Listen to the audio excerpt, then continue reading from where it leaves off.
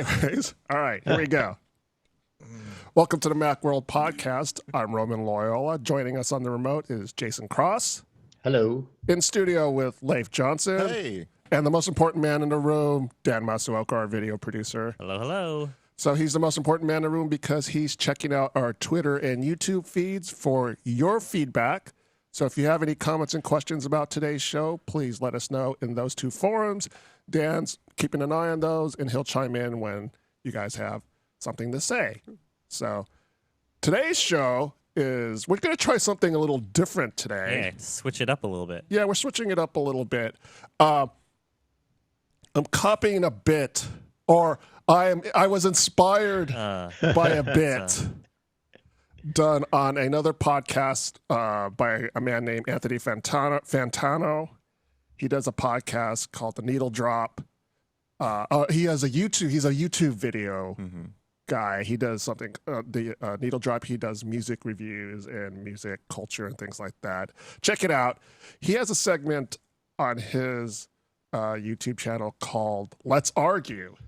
So basically what he does is he asks his users for hot takes. Yes. And I thought we'd try something like that. Thanks to Anthony Fantano for the inspiration. So you want to argue with Twitter followers, but then they're not there to be able to argue and back and defend themselves. It's I see how you do it. Yeah, yes. Good strategy there. So what we did late last week was we asked via Twitter, this is all Twitter driven, for your hot take. So if you had some hot take on Apple, it could be about technology. We were kind of hoping it would be more about Apple. But if you had a thought about something that's happening in the Apple marketplace, we asked for those, tweet them at us, and we would pick some of them and talk about them on the show today. So we picked 3 of them that we saw. And I guess we'll just jump right into it. All right. So these are hot takes from our viewers. Here's Hot the take first one. number 1 comes from Dave Enna, and his take is, the iPhone is great tech, but not worth $1,000 or over $1,000. Apple is ripe to be undercut by a competitor selling a great phone at half the price and still making a profit. He means the iPhone 10, I guess. Yes. Yes, the iPhone 10. Yes, that's one to be that. Right. So, and I sort of agreed. I was thinking about this one a little more this morning before the show because I thought I had a thought on it and had come to a decision, and then this morning I was kind of like, wait a minute. Yeah. So, but anyways, his point is not new in the sense that for years now Apple has charged a premium and been very expensive, and there's been people out there saying their markup's too high. Other people make phones, quote, just as good that are less expensive. They said that in 2006 and 7 and 8 and yes. And 1997, the whole time. Right, 1984. Prices keep going up. The iPhone 10 kind of puts a pin on it because it's first of all, $1,000, that nice round number everybody likes, but it's also they also raised the price more than they ever have in other years because they kind of gave us 2 generations in 1 year. Yes. Like they gave us the 8 and 8 Plus, which were also a little more expensive than the intro price of the 7 and 7 Plus. But then they, on top of that, had another tier. And that's $1,000. And that's shocking. But then, Samsung sells $1,000 phone too. So, I mean, they're right, but also people do sell great phones for half the price and make a profit. And they're not selling iPhone-like numbers. So there's more to it than just that. And also going back, like the iPhone 7 Plus, if you got it with 256 gigabytes, that was $969. So this is, not something that's been like suddenly Apple sprung it on us. No, there's been popular. Pixel XL, Pixel 2 XL, if you get that for 128 gigabytes, it's $949. It's not, something that's just like out of the realm of possibility. I mean, because we are talking about the starting version, but wasn't the last Galaxy Note starting at $1,000? I think it was. Or was it $949 or something? It was right up there. Yeah. So yeah, I mean, and there's something to be said for you can't get an iPhone 10 for less than $1,000. Like it's 1,000 and more. But they also introed the 8 and 8 Plus in the same year. And you may say those aren't worth $850 or something. That's still too much. And this argument's been made every year. And it's always kind of right, and it always kind of doesn't matter because Apple sells a jillion phones. And if really that bothers you, you can totally go out there and buy a really good Android phone for $600 or $500 and be super happy with your OnePlus 6. And okay, Right. do that. Well, this I don't fits think Apple's going like, oh, our brand new top of the line phone really needs to be $500. Like the market is definitely not telling them that needs to happen. Yeah. One of these things fits into a hot take that we will see later today. But, another thing with the iPhone 10, TrueDepth to me is really amazing. Other people had done like the Face ID sensors and stuff, but they were basically just working with the camera and stuff. That's actual futuristic technology, in my opinion. And having, and that really fits into Apple's innovation and stuff. It's not really a new product, but that's a really cool new feature. And, to have that in there. And, we've talked about this before, and if you don't want to make that plunge, Apple safely made it where, well, here's the old style this year. If that's a little bit too much for you, you can go back to your Touch ID or something like that. That's it. They're kind of easing us into the waters with that. And so I'm okay with that. And, if you're that type of person that likes that kind of cutting edge stuff, and of course the success of that depends on them being able to deliver on that promise. But, I think it's okay, and I think the sales have proven that it's okay. Yeah, what I was saying before, I had formed an opinion, and it was pretty much what Jason was saying, that Apple products have always been priced at a premium, so this sort of isn't new. But what I thought about this morning was I had this past weekend, I was having a conversation with some folks, and we were talking about how, like, for instance, I know San Francisco is sort of an outlier and a different situation, but we were talking about how, like, the house I live in has a valuation of over $1 million, and it's insane. The idea that my house in San Francisco is worth $1 million, and if you went to my house, you'd be like, this ain't worth $1 million. Hell no, is this worth it? But it is for some reason. So you mean it's worth 1,000 iPhone 10s? It's worth 1,000 iPhone 10s. So you back up the truck, give me 1,000 iPhone 10s, and you can have my house. That doesn't sound like a lot when you say it like that. But also, like the idea, like when I go out to lunch nowadays, I can easily spend $20 on a sandwich, chips, and a drink. That is a San Francisco thing. And I know it's a San Francisco thing. That's the Soma thing too, because other parts of the city are not that bad. So, but I guess my point is that $1 ain't worth what it used to be. Right, yes. Because, we have, Apple was recently inflation. $1 trillion company. We've got all these $1 billion companies now. So, I don't know what this means because I'm no way a financial expert or know anything about finance or things like that. But, essentially the dollar isn't what it used to be. $1,000 isn't the same as $1,000 even 5 years ago. Yes. So, And that's one thing to keep in mind, too. it's not, because it's not really inflation, right?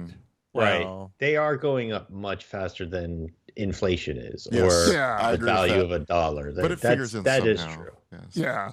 So, like I said, I formed this morning thinking, but, my money's not getting me what I used to get. Yes. Yeah. And I don't know what that, like I said, I know nothing about. It's called getting older. I know, that's the thing. I was like, I'm just getting old, Complaining right? about. Because that's what you do when you get older. That's what you complain about. Everything's so expensive now. But the idea is the standard of living is just changed. Yeah. Yes. So And I think to this person's point, I think what they maybe want to see is like, there are obviously much cheaper phones and many of them very good. And it seems to be implied that Apple needs to be making great new phones that aren't so expensive. And there is probably some point there that the iPhone SE was sort of filled that rung, and it's pretty old. And other than that, they're just selling kind of the old models at cheaper prices. And there is something to be said for the idea that Apple would in addition to having their $800, $900,000 phones, have a $500 or $600 model that is a new phone that has some news. It's obviously not going to be as good. They have to have some differentiation, but whether that's an iPhone SE2 or maybe this new 6.1 inch, we don't know what the price of that new iPhone this year will be, but there is something to be said for maybe Apple needs to more regularly have a down market phone that's a new phone. Mm-hmm. Yeah. I think it kind of brings up that question of, if the price is kind of outpacing inflation, right? Then at what point is it too expensive? And then, at a certain point, they should definitely add in, a lower price model that maybe loses some features, but at least has like the best, the modern processor in there. Yeah. Right. I mean, Apple seemed to be kind of aware of that this year in that they kept on the 2-year-old version. Yes. Right. They kept selling the 6S and 6S Plus, Mm-hmm. which normally they would drop and just keep selling the 7s. So, But that's not a real solution. it's not the solution I think everybody wants. Mm-hmm. I think everybody wants Right. a equivalently priced kind of new phone. So what do you think is the because you both bought the higher end one, right, with the larger storage. So that's already I what, like did. $1,200.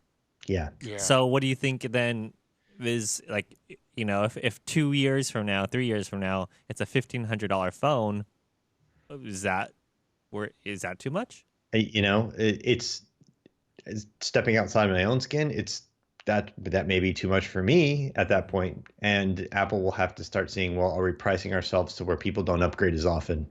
Are we pricing it to where people don't switch?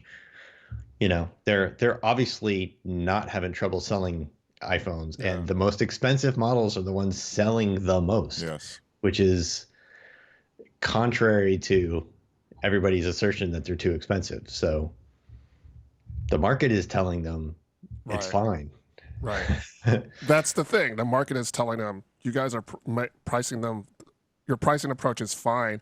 If anything, there's a possibility that, hey, maybe we could even raise the price a little bit. Yeah. We haven't hit that ceiling. It doesn't feel like we hit that ceiling yet. So A couple of stats, because people like to throw this out, even though Tim Cook will yell at you and tell you that this doesn't factor in research and development and everything like that.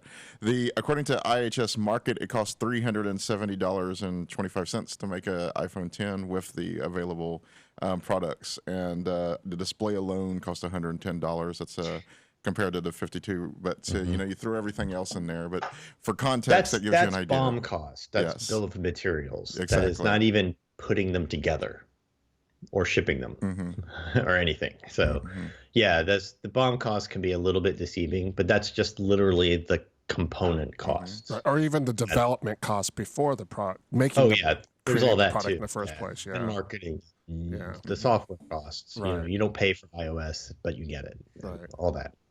And I mean, and this is also kind of a thing that we always hear around the phones, but Coral brings up a point. MacBooks cost thousands, and no one complains about their prices being too expensive.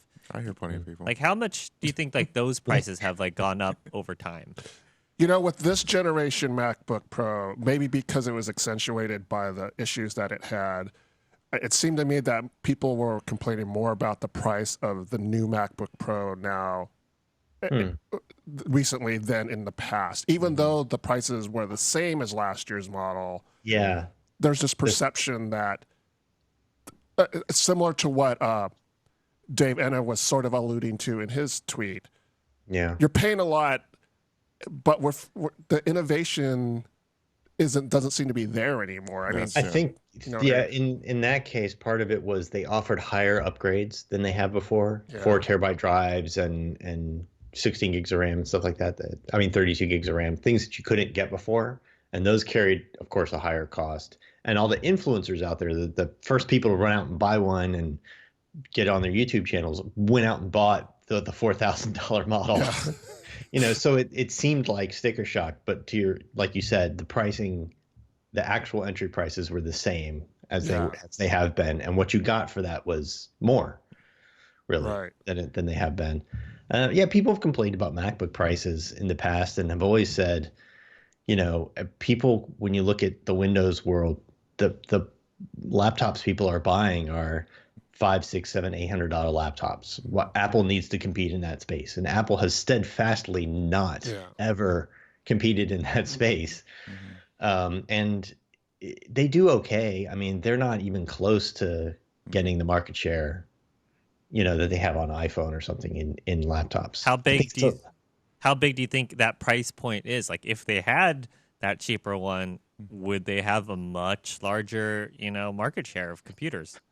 It's hard to say. I think the issue they say the issue is always that they'd have to make a crappy laptop to make it that cheap. They wouldn't have the quality that they need. That's what they do. They make the quality and then they price it appropriately. So who knows? Like, would it have to be plasticky, or would you get your aluminum unibody in a $699, MacBook? I don't know. I don't know if they could do that or have the great display or any of the other stuff. I'll say that the pricing isn't as much of an issue because people don't replace them as fast as they replace their phones. Yes. People are hanging on to their Macs for, some of them 5 years or more. They're complaining, but they're hanging on to their Macs for a while. They hold their value for a while. And see, that's all the cynical people say, that Apple prices you for replacements. I've never seen it. That from the inside, the thing about Apple is that the products keep working, especially the Macs, and that's always why I wanted one, because I had this faith, knowing from the past, that unit would last like 6 years on good terms. Whereas I went through like 3 Chromebooks in 1 year one time, and so that's one thing you got to keep in mind with these lower prices. So we can move on to our next hot take, which is also iPhone related. Woo. Yeah, this comes from New York Rebel, and his hot take is that substantively, Apple's 2018 iPhone updates will be just as iterative to the iPhone X, iPhone 10, as Samsung's Note 9 update is to the Note 8. And I think it's it seems like it. Yeah, it seems like it. So the way that Apple's pattern goes, the 10, the X was the tick. Now we're in the talk. Is that right? Yeah. They were off for a while. That's true. They used to do the new number, the 5 or whatever, and then they do the S model, and the S model would have the same design and everything. It would just have a better processor, better camera, and one extra thing. The S model would be the one that adds Touch ID, or the next one would be, Force Touch, or there's the one extra thing. Then for a while we had the 6, the 6S, and the 7 all really having the same design, and the 8 was going to be again. It would have been the 7S, pretty much the same design, but this time they added with a better processor, better camera, and they added wireless charging. But they surprised us and said, "Oh, and you're kind of getting next year's iPhone revamped to this year." Yeah. Or you could, if you're cynical, you could flip it the other way and say, "This was the real phone this year, and they also gave us this rehash of the 7." And yeah, so we're in for another year or two of pretty much the iPhone 10 with a better processor, better camera, and then one new whatever it is, some kind of thing. Yeah, I think we're in for iterative updates for another couple of years at least. So it feels like. So was the Note 9? When was that revealed? It was just pretty recent.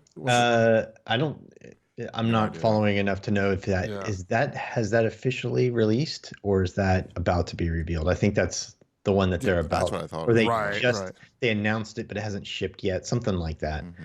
That's the one they just announced. Okay, good. Yeah.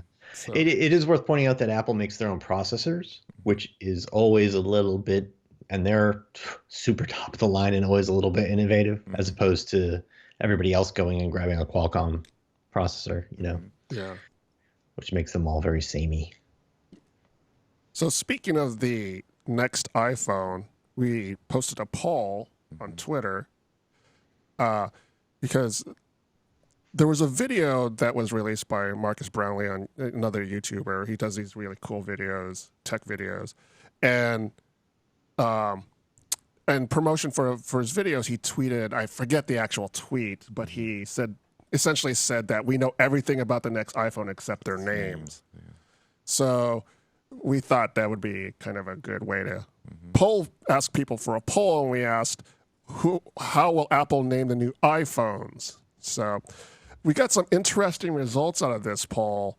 The results read like this: 28% of people thought the next major new iPhone, or the new iPhone, would be called the iPhone 11 with an 11, not an XI. Okay. 21% said no more names with numbers, so maybe something different. 26% thought it would be the iPhone XS. And then 25% thought it would be something totally different. So it's pretty even across the board. So. Yeah, the iPhone XS, because they use the Roman numeral, it becomes the iPhone XS. Yes. And that really doesn't. A few people pointed that out on Twitter. Yeah. XS.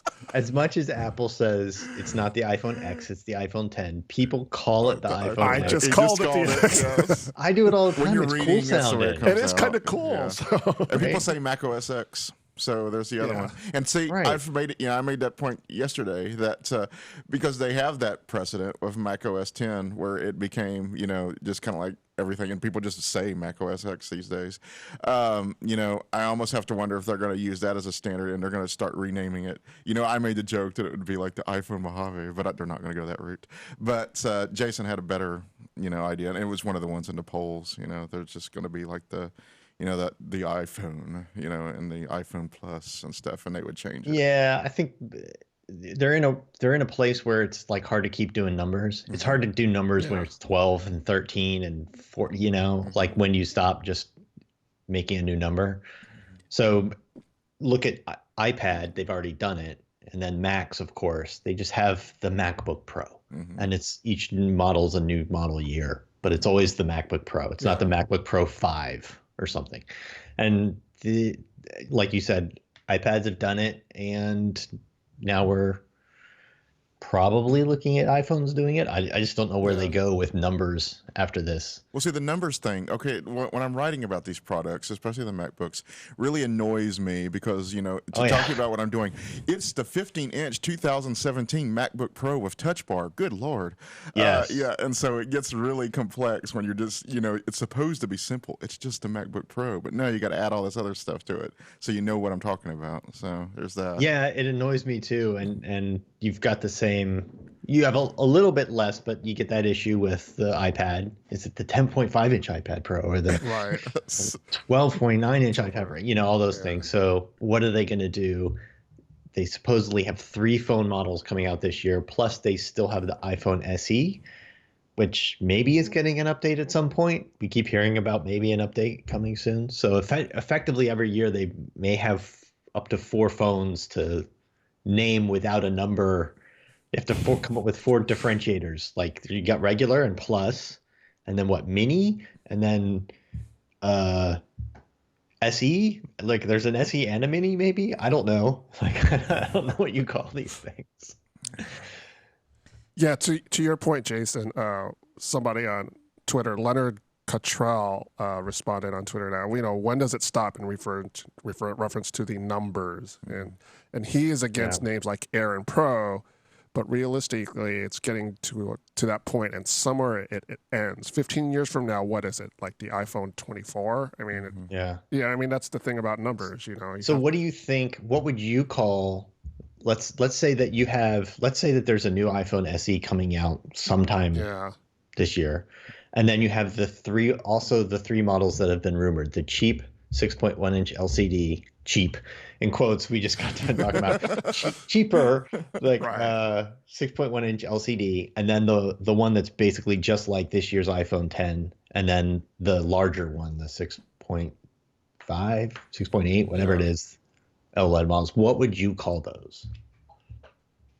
I don't. If it were up to you, you've got 4 phones to name for this year. At some point, I thought that Apple would, because like you said, the numbers, you got to do something about the numbers. You can't have the iPhone 50 or something like that. You know, it's just.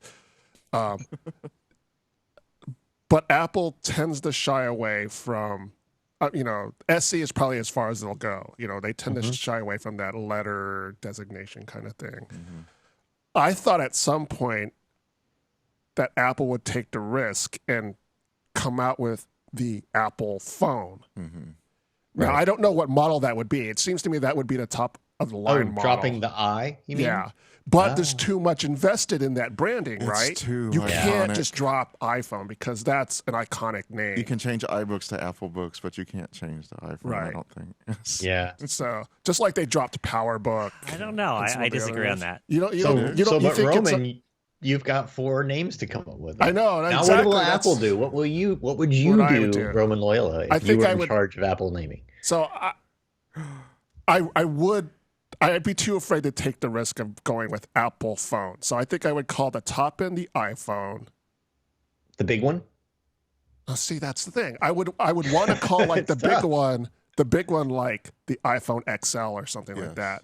Okay. But I know Apple doesn't like that kind of nomenclature. And that's jumping off of Google. There's something that turns them. There's nothing to them. It doesn't seem elegant, or Right. you know what I mean. Yeah, but I don't think There's some panache not there for them. I think Apple phone just sounds a lot nicer. Well, here's where I'll go with you on that one. I would say that this year would be the iterative release, and we're going to do with that, it's based on i10. The next year, Dan, I'll go with Apple phone. Yes. And if they have something really amazing new features with that, I'll go with that. Yeah. Carlos says the iPhone Z. All right, so Roman, you Yeah. got to keep thinking of it because I'm not letting you off the hook. No, You I have know. I know. 20. I'm trying. But I'm while you letting think them of it, talk so I can come up with Leif, some while ideas. you think of it, Leif, what are your 4 names? You've got the sequel to the iPhone SE Uh-huh. and the 3 phones that have been rumored to name. What do you name them? Oh, God. I think it's too many phones. Let's see. It's tough. Yeah. Yeah, Yeah. it's... Well, I think I'll just throw this to buy you guys some time. And Ashworth says, I like the numbers. Otherwise, you end up with trying to classify with what portion of what year, Yeah, like the right, late right. 2014 Mac Mini. Right. But because I saw the word mini, I was like, I could see the SE being the Apple phone mini. He likes his Apple phone. And then All right. Apple phone. Which one's the Apple phone? The 6.1 inch cheaper one? To differ, I would say that the 10 would The become high-end the phone high has end to would be be Apple phone. the Apple phone. Okay. And maybe they call the Apple phone, maybe that the old one or the 8 is like more of an Apple phone SE, and they put down the SE. Well, they're not going to change the names of the existing phones, so I'm just saying the 4 I know, but new that ones. style, that formula. 4 new So you've ones. got 2 of the 4 new ones named. What are the other 2? What's the 6.1 inch LCD cheaper one, and what's the big one? I think they would they would add inch size. I think so. It'd be like Okay. when it's just the larger version of that phone, then I think you just say it's like the 6.5 All right. inch. So the smaller one, the 6.1, not smaller, the mid-sized one that's less expensive, the 6.1 inch, that's got an LCD and stuff. Is that also just the Apple phone 6.1 inch, or is that got a different name? I think that side maybe they add the SE there. So what do they call the SEs? That's just the replacement? mini. The mini. Okay. Yeah. Okay. So you've got the mini to replace the SE. That's the SE2 or whatever. Then you have the iPhone SE is the cheaper LCD one. Then the replacement for the iPhone 10 you think is Apple phone Yeah. is the Apple phone, and then you have the Apple phone 5.8, and then you have the Apple phone 6.5. What's the size of the big one supposed to be again? Whatever it 6.8. is. What? I The don't big know. one is the big one 6.8. It 6.8 or sounds 6.5, something Yeah, like that. something Whatever like it that, is, yeah. that's what you think the 4th one is. Yeah. Okay. Okay. And going to Apple phone. I like the idea of Apple phone. I don't think they would ever do that. Yeah, I don't think they would ever. So I would think I would go. Or at least for a long time. I would go top of the line is iPhone Pro. The big one is iPhone XL. The standard one is Not iPhone. iPhone Pro XL. Just iPhone XL. Since I recently edited the FileMaker review, would be iPhone Pro Advanced. Okay. That's the name of FileMaker Pro. That's now. starting to sound too Microsoft. FileMaker 17 Pro Advanced. So it would be the iPhone Right. Pro Advanced. No, it would be iPhone Pro, iPhone for the standard size, iPhone XL for the 6.8 inch, and iPhone SE. That's Oh what wait, I would wait. do. Oh, okay. So iPhone Pro is the High end. high end replacement for the iPhone 10, the 5.8 Correct. inch. Yes. OLED. That's what and I then, did. Yeah. And then not Pro, but calling it iPhone XL for its plus size model. Right. And then And- the 6.1 inch LCD version is just the iPhone. Yes. And then the iPhone SE Is the low end. replacement is just the iPhone SE, Yeah, or is it the iPhone SE 2, or is it? I think I would just keep it as iPhone SE. Yeah. Yeah. iPhone SE 2018 as in parentheses as they do with the as they laptops. do. Okay. Late 2018 as they do with the laptops. I'm almost exactly right there with you. I think iPhone SE is just the iPhone SE. Yeah. I think it's a model year. I think the LCD based less expensive one is just the iPhone. I agree Yeah, with that. yeah. Yes. and it gets a model year, and from now Right. on it's just the iPhone.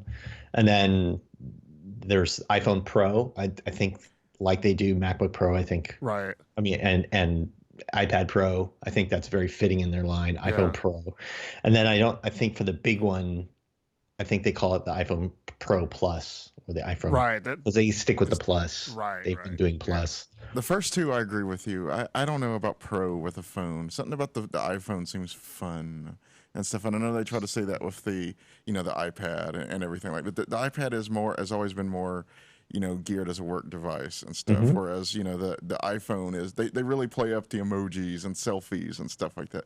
So the iPhone has this fun factor like the iPad and the Mac doesn't and stuff like that. And I think Pro for a phone is a little bit too businessy. It's too BlackBerry. And that's I don't I think Apple, even though it is perfectly, I often use my iPhone as a work device with a Bluetooth keyboard. Actually, it's perfectly capable of doing that. It just didn't feel right with me with the Apple vibe. I don't know. To me, I see what your point about Pro feeling like a business tool or something like that. But at the same time, these expensive devices, like people like Pro stuff. They like Pro athlete gear. They like Pro audio gear. Right. The Pro is sort of like a label you can slap on something and charge people more money, kind of. So I don't think consumers would shy away from buying Pro stuff and feel like it's not fun. So I don't know. It's a good point. And Coral on Twitter says the SE is being discontinued, or believes the SE is being discontinued, because that gets rid of a whole category right there and makes labeling a little bit easier. What do you think the odds are of the SE continuing versus being discontinued? Well, they need a phone for India and China, right? Like they say the problem with Apple in India is that they don't have a phone that's a low-cost phone. But you don't think the 6S at this point fits that? Part of the issue is size. Right. In China, people want really big, cheap phones, and in India and Middle East, South America, people are liking small phones just fine. They manufacture the SE in India, whereas they manufacture all the others in China, and I think that gets around some of the import duty stuff and everything. So I think there'll be a new iPhone SE. I don't think it'll be very exciting. Right. There's been rumors on and off for the last 2 years, and they always kind of say the same thing. They're not going to suddenly get a whole bunch of advanced features. It's going to get a new processor basically in there and kind of the same body. Yeah. So I don't think the new 6.1 inch LCD is going to be inexpensive enough to fill that void. right. And a question earlier from Ash, I think it was, but the September event is typically when Apple announces their new phone. So do we, is it usually on a Tuesday? What day of the week is that? So, It's always been Tuesday, the second week of September. Yeah. For not always, for years, for several years. Yeah. So we have not heard the date or gotten an invitation, Right. and I don't think anyone has, as far as I know. Yeah, it's still kind of early. But I would, So- yeah, they usually let us know when. Usually like a couple weeks. The Yeah. earliest they have done is 3 weeks in advance. It's usually at least 2 weeks Yeah. in advance. So Sometimes they've gone as late as a week in advance. Mhm. So, Very but yeah, helpful. there's usually a window of, we'll say 2.5 weeks and so it's a little early right now to get any notification about that. I wonder if there's like a way to like before you could be like, okay, see when Moscone Center was booked. Well, we used to do that, but then Apple went Yeah, ahead and but- built their own facilities. Yeah. right, yeah, now you can't do that. But they probably have like some of like the local hotels, like they need all these rooms for more people. Maybe no. That How would many be hotels are harder in to Cupertino? check. Yeah. That's harder to check. But I used to do that. I used to go into the Moscone schedule and see what were the openings and kind of, play what's it called? Scheduling Yes. bingo or Yeah. something Detective. like that and try and determine what dates they would pick. Yeah, they wouldn't So- say that it's like if it's not open, they wouldn't say like Apple's got this book, Right. but you would just see that there's not an opening. and Right. kind of start to zero in. Okay, the week before is these guys, Salesforce, or Right. whatever, and kind of fill it in. But So yeah, it's always been September 10th, September 12th, whatever, the second Yeah. Tuesday in September. so- Again, would this be the first iPhone announcement in their own? Did they do that last year? they did that last They year. did Yeah. last year, Yeah. yes. At that, But it was their still on own the same building. day, Yeah. Yeah. at same time. Yeah. But they could go whenever now. Now Yeah. that it's their own auditorium Right. and their campus. Yeah. I know we're 17 years from that now, but do you think they would avoid Tuesday because it's September 11th and bad connotations with that day? Oh, they probably actually Oh. would avoid that. Yeah. Yes. They would. September 11th is a Tuesday. Yeah. Yes. So This that's year something it to keep in is? mind. Yeah, Yes, this it year is. it's a Tuesday. Oh. So then maybe they have done Wednesday and Thursday before. So I think wasn't the Chicago event recently Thursday? Yeah, for other events, they have done Yeah. Wednesdays and Thursdays. It's usually it's most often Tuesdays. It's never really Friday or Monday. It's always in the middle of the week. But it's more often than not it's a Tuesday. And Tuesday is good, especially when they have a product coming into stores that weekend or something. Like, get the hype on Tuesday, get everybody talking about it, and by the time we get to the weekend, everything's all built up and stuff. So Yeah, there's that. it's been the history. I've got the list up here. So like last year it was September 12th, September 7th in 2016, which was the second one because I think September 1st was the first Yeah. Tuesday. September 9th, September 9th, September 10th, September 12th. So it just goes all the way back to 2011 when iPhones were introduced at WWDC and there are special events in October and stuff. That's the history of doing that second Tuesday in September. Pretty much ever since they left Macworld or whatever. Like pretty much, or not Macworld, but since they stopped introducing iPhones at WWDC is when they stopped. And then iOS always gets launched within a week or two. Yeah. And then the iPhone itself, or at least one model of it, goes on sale at the end of that Right. month. Yes.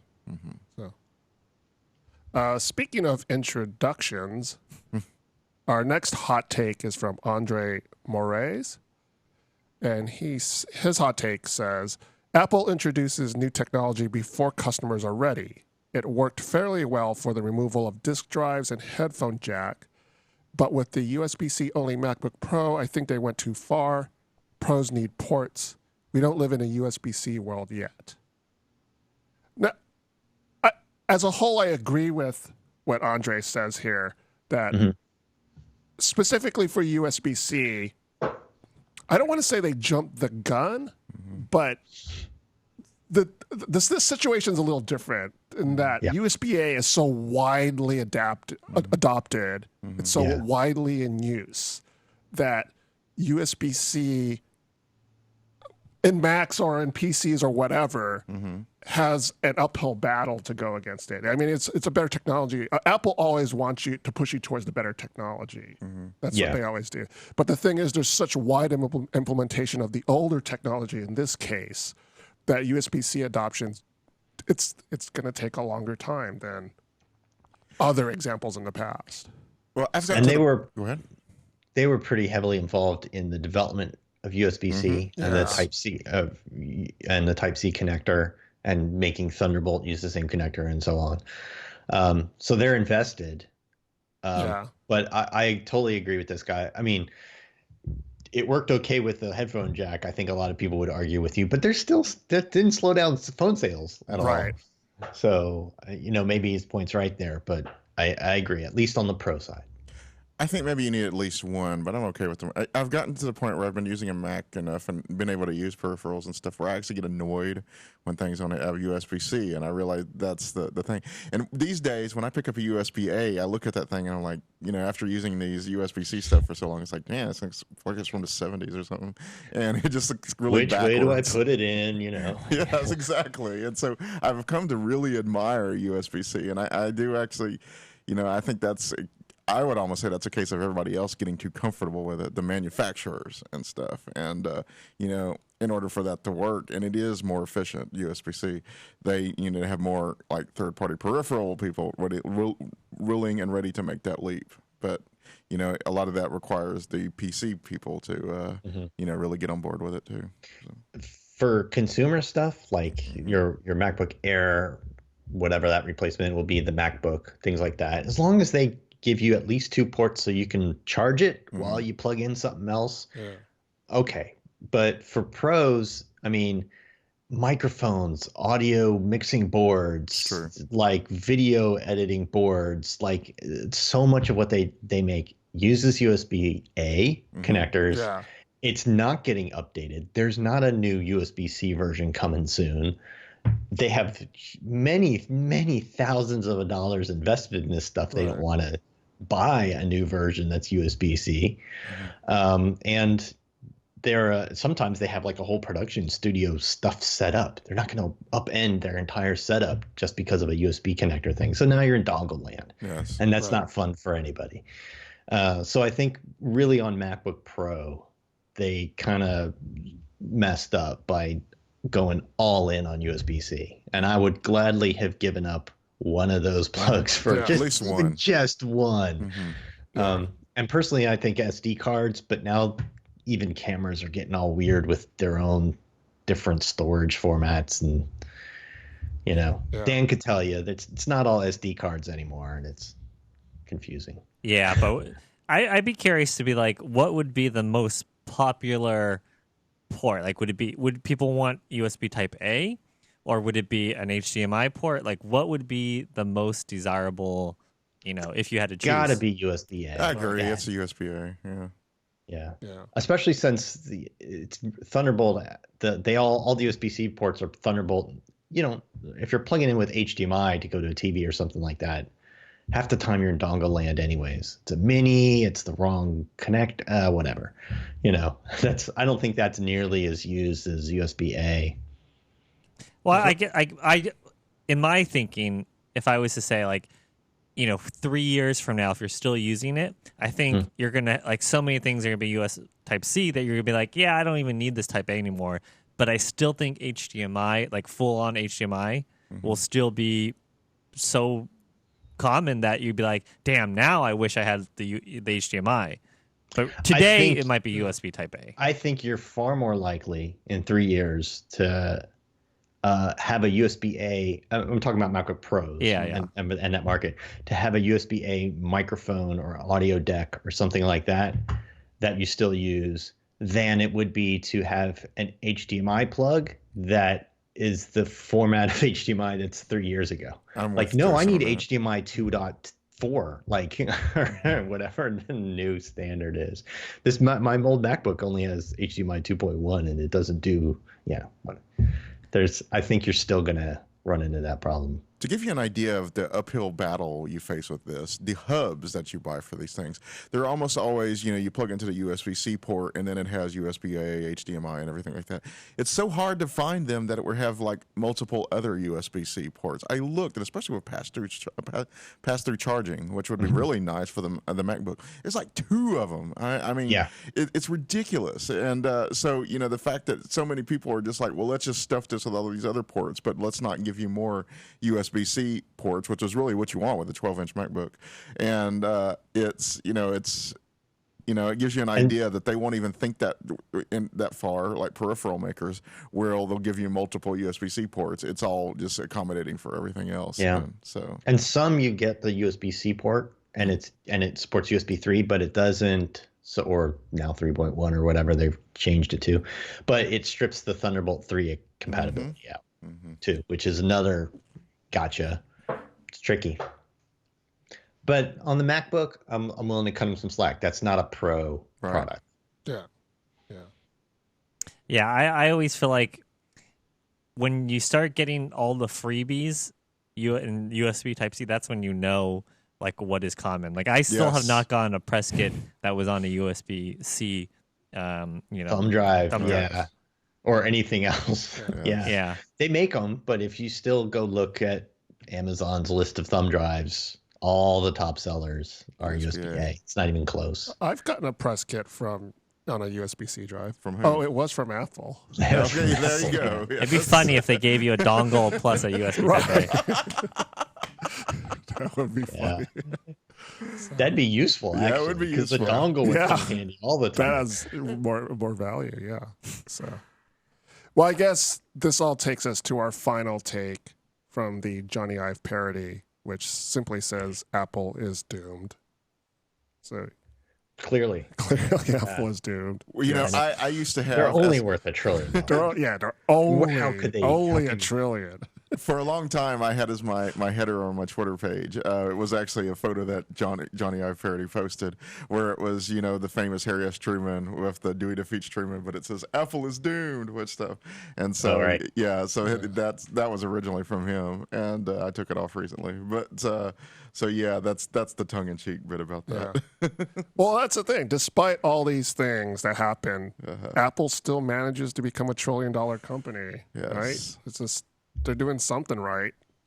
Right. They're selling more iPhones. They're selling more. We talked about it the other week with their financials. They're selling iPhones at higher prices quite successfully. Yeah. They're selling just as many iPhones. They're not selling as many Macs. That's a problem. Right. But and services are doing great, and they have a whole bunch of services lined up. Yeah. They got a whole video service that we constantly keep hearing about shows in production that they've not even announced. Yeah. So. No, I mean, I do agree. There was something that we were talking about. Where there was another take. I think is that, I think Apple really did well with Steve Jobs as Steve Jobs as the end user. He called himself the ultimate end user, and he was the one that was able to point out this is BS or something like that, and this needs to be better and everything. And when we talk about Apple innovation, I think that's what's missing. I mean, a lot of this stuff is good iterative stuff, but there's nothing. I think you need that kind of asshole to drive the innovation forward. I don't know. He approved the Puck mouse. That's no true. end user should have used that for more than 5 minutes and gone. It keeps turning on me. Yeah. And it keeps. I press it up and it goes diagonally because it's turned because it's round. I mean, no. So. There's been a lot of missteps on the mice level for Apple. Yeah, That's not their strength. It's not their no. So, well, Apple wants you to use a trackpad. Yeah. They do. They really do. So they don't want you to use a mouse. They want you to use a trackpad. So they For just clicking, it's nice. But if you're like using Photoshop or something, I don't know how many times I actually end up using 2 or 3 fingers on my trackpad because I need to drag and click, like an image or something like that. So it doesn't work for that. But well, I guess what I'm getting at is I actually like it when it's the one off to the side. I don't actually like it when it's on the laptop, but that's the one on the side. the magic trackpad, the separate magic trackpad. Yeah. It seems more natural, but when you can use that with your MacBook. A lot of people think of that as an iMac thing, and that's how they sell it. but it's a Bluetooth device you can Right. plug in. You can sync it with your MacBook and use it Could use just it fine. too, yeah. But ultimately, when I'm like trying to pinpoint a certain thing to clone on Photoshop or something like that, no, a mouse is better. So, yeah.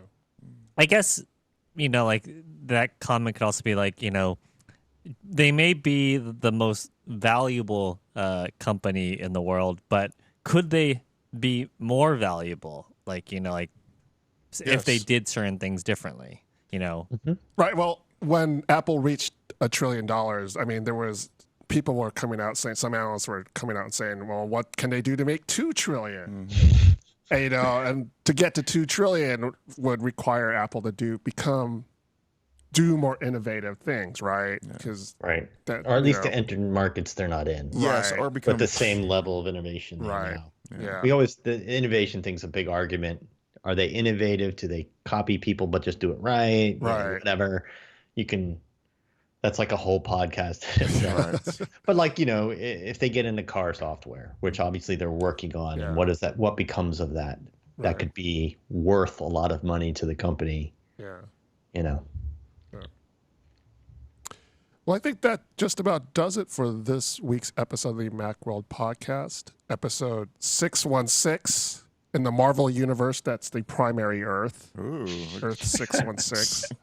Nerd. So we are the primary. This is the primary podcast. So, but yeah, I thought that went pretty well. So we'll try this again during another slow news week. slow news weeks, or maybe during a active news week. Yeah, just Yes. instead of covering the iPhone launch, we'll just do a hot Yes. takes. Well, yeah. When Yeah. the iPhone comes out, we're not going to talk about the iPhone. We'll It's talk about- overpriced. Well, We could want do your hot that. takes on everything Mac services related. So that's what we'll do the week of the iPhone. So, anyways, I'd like to thank Jason Cross for joining us on the remote. Thanks, Jason. Thank you. Thanks to Leif. Hey, thanks. Thanks to our producer, Dan. Always welcome. I'd like to thank you, the audience. Thank you for participating. Join us next week. We are live Wednesdays at 10 a.m. Pacific on YouTube and Twitter. Check your clocks and calendars for your local time, but 10 a.m. Pacific on YouTube and Twitter. Join us next week. Check the website for what we'll be talking about, what the podcast topics will be. We usually post that the Tuesday before what the topics will be. So, but you can always join us and, bring up your own comments and questions. So that's what we'd like to hear. So anyways, thank you for joining us. Join us next week. Ciao.